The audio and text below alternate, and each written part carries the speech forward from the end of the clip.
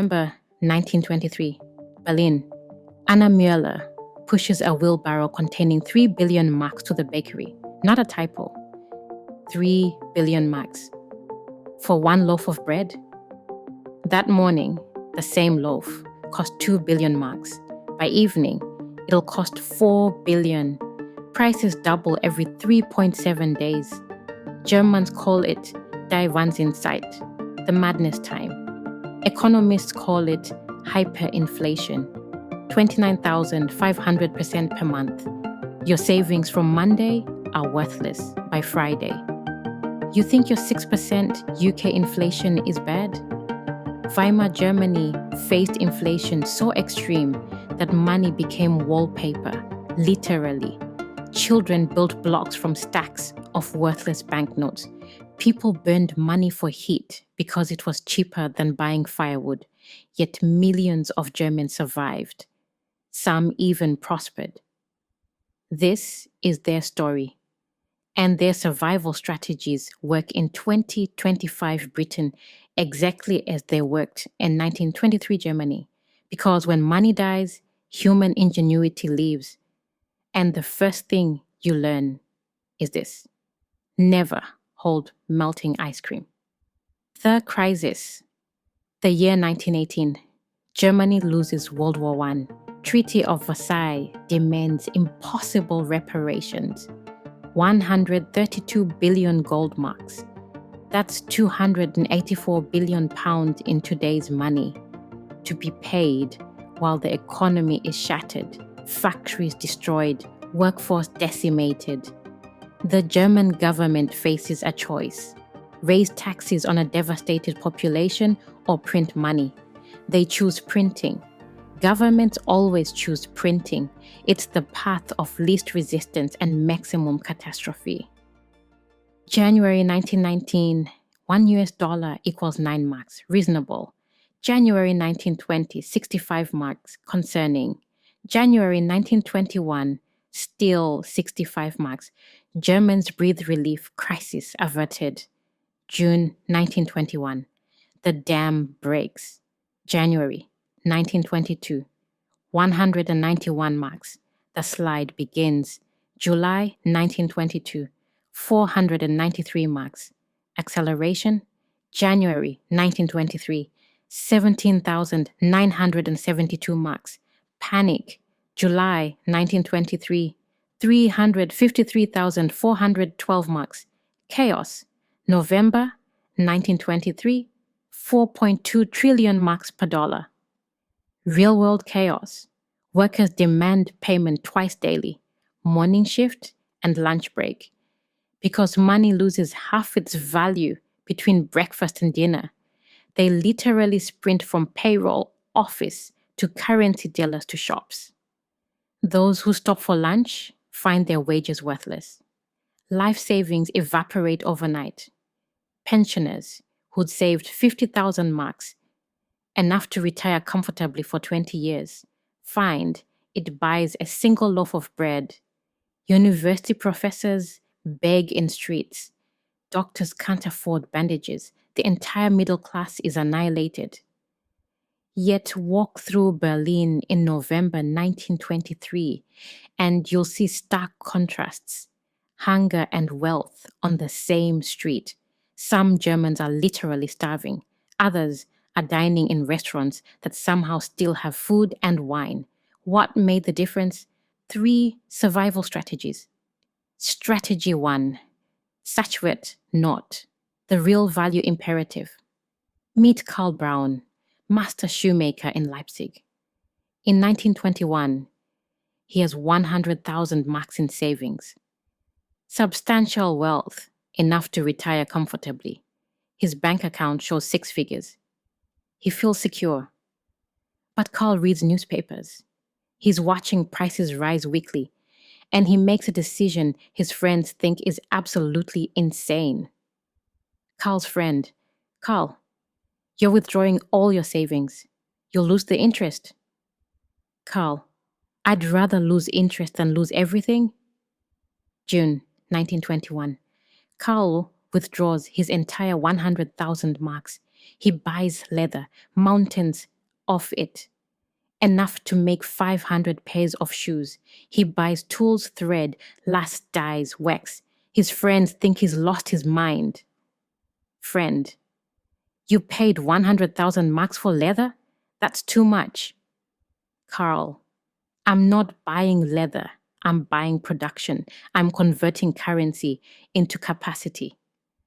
By November 1923, Carl's friends, 100,000 marks, buy a single bread roll if they can find one. Carl's leather, priceless, literally. Not because leather appreciated, because it held real value while marks became worthless.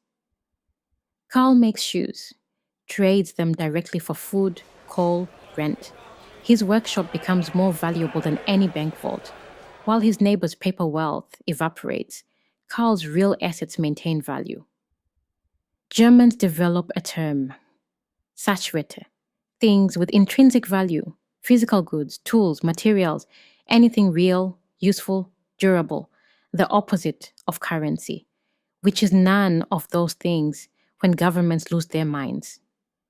Historical records show what smart Germans converted money into: bicycles, sewing machines, typewriters, tools, machinery, fabric, leather, preserved food, coal. Not investments for profit, necessities that would be needed regardless of currency value. The 2025 UK version isn't hoarding leather, unless you're a cobbler. It's understanding SACHWERTE. You have £5,000 in savings, earning 4% interest while inflation runs 6%. You're losing 2% purchasing power annually. You're volunteering to become poorer. So my safe savings account is actually costing me money? Strategy 2. HANDWERKSNETZ, the Craftsman's Network. Hamburg, November 1923. Currency is worthless, so a barter economy emerges. HANDWERKSNETZ, a practical, organized exchange system that replaces money. Real classifieds from Hamburg Fremdenblatt. Dentist offers treatment for potatoes and eggs. Seamstress trades winter clothing for firewood. Piano lessons for bread and milk. Electrician repairs wiring for sausages. Meet Friedrich Weber, electrical engineer. In 1919, he earned 8,000 marks a month. By 1923, 80 billion marks by half a kilogram of butter. His notebook entries, preserved in Berlin archives: rewired apartment, paid in potatoes, bread, milk. Fixed radio, paid in eggs, flour, butter. Installed lighting, paid in shelving. Friedrich becomes more than a tradesman. He becomes a connector. He links people who need skills with those who can provide them, earning goodwill. He can redeem later. Money is dead. Reputation is the new currency. The modern UK equivalent already exists. Time banking. 1 hour of work equals one-time credit. Same value, whether you're a barrister or a babysitter. At Rashi Green Time Bank, Lewisham, 1,000 members trade hours. Tax help for gardening, gardening for IT support for cooking lessons. No money, no inflation. Let's local exchange trading systems. Use local currencies like South London pounds to trade within communities. And London Hackspace, £30 a month grants access to £50,000 worth of tools. You're not buying objects, you're accessing capability. Worried you have no tradable skills? You do. Teaching, smartphone use, dog walking, listening, each equals 1 hour. Time, banks value every contribution. Strategy 3. Fremdwährung, foreign currency insurance. Stuttgart, 1922, Helene Richter, widow with 3 children, inherits 150,000 marks. She converts part of it into Swiss francs. Technically illegal, but essential. If I don't protect my children, we starve legally. June 1922, 50,000 marks, by 500 Swiss francs. November 1923, those francs still hold value while German savings evaporate. Helene can buy food and pay rent. Workers with relatives abroad begged for dollars. $1 American could feed a family for a week. The legal modern UK version, currency diversification, Revolut-wise sterling, multi-currency accounts holding pounds, euros, dollars. If one weakens, others hold value. Example: between 2020 and 2023, the pound fell 9% against the dollar. Diversifying half into dollars halves the loss.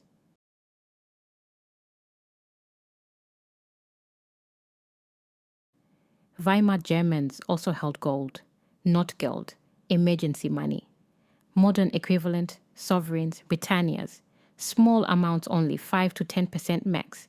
Insurance, not speculation, never forex trading or crypto. No savings? Focus on strategies 1 and 2. Fremdwährung matters only when you have something to protect.